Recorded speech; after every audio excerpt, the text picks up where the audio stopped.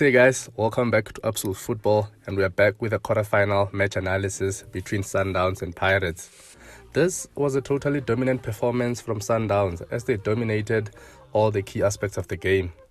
A majority share of the possession, 522 passes with 440 of those finding a yellow shirt, an 84% accuracy rate, 15 shots, 9 of those on target, and 4 of those hitting the back of the net.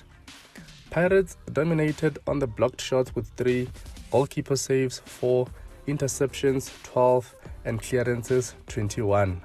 Aspects that really prove that Pirates were indeed under siege. This is how the two teams lined up. The Brazilians lined up in their custom 4-3-3 formation. Riva surrounded by the two aides in Mabue and Kulisi, and Zwane dropping in to link up the play. The Buccaneers set up in what looked like a 4-2-3-1 in the first half, a formation that later switched to a 3-4-3 in the second half. But of course, before we dissect the moments that influenced the outcome of this game, kindly hit the subscribe button if you've not subscribed to Absolute Football. Really appreciate the support and feedback. Let's look at how Sundowns made use of the ball and how Pirates attempted to stop them without the ball. An advantage that comes with having a left-footed centre-back as a left centre-back is that it allows smooth progression in build-ups. Lebusa receives and plays a line-breaking pass in the left inside channel to Zwane, who flicks it to Modiba. Had he been right-footed, he'd take time controlling and bringing the ball to his favoured foot. Both centre-backs, Lebusa and Deruk, are comfortable on the ball, hardly ever panic under pressure. They play their way out of a spirited Pirates press with ease, and Riva spots the run on the shoulder behind the high line to Shalulile for the opener.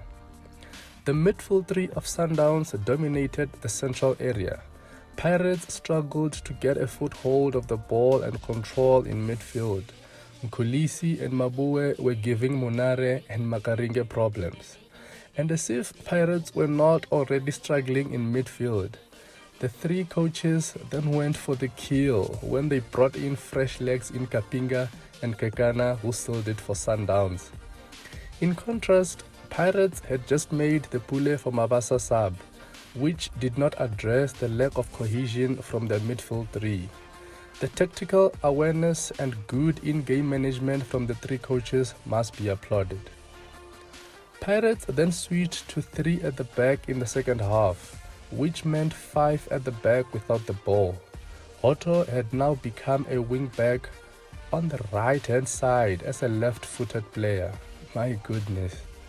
Here, Zwane is so smart, he pulls Jelle out of the defensive line. Jelle fails to track him all the way, and it's chaos after chaos as Zwane leaves grown men on the floor to slot home early in the second half. Pirates pulled a bit of a surprise in the first half by deploying Ben Mutswari as the 10, with Makaringa anchoring side by side with Monare. One other purpose of a 10 is man marking, the DM pulling the strings. This to not give him time and space on the ball to run the show. But this tactic was poorly executed as Rivaldo pulled the strings without any pressure from Pirates. Pirates appeared to have only brought one tactic to this game, getting the ball to the front three via a ball over the Sundowns defensive line or a counter-attack. It did not work well for the equalizer.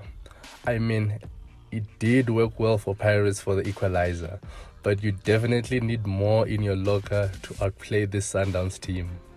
In the first half, Tyson was the right centre-back in the back 4. In the second half, with the 3 at the back, he then became the third centre-back on the right side with Nyauza now central. What a mess this created. Tyson and Nyauza would at times try occupy the same position or mark the same player. A beatable performance from the national team captain. A performance that deserved hands. It was indeed a class insertion by the 3 Sundowns coaches, from start to finish. And Zimbabwe did attend the entire class, and it's safe to say he couldn't even make the supplementary exam. A German machine malfunctioning, and looking like it needs to be recalled back to factory. Any sober football lover, putting emotions aside, really enjoyed the spectacle that was on show at Loftus. Beautiful, beautiful football was indeed served. Otherwise, thanks for watching. Till next time. Cheers, guys.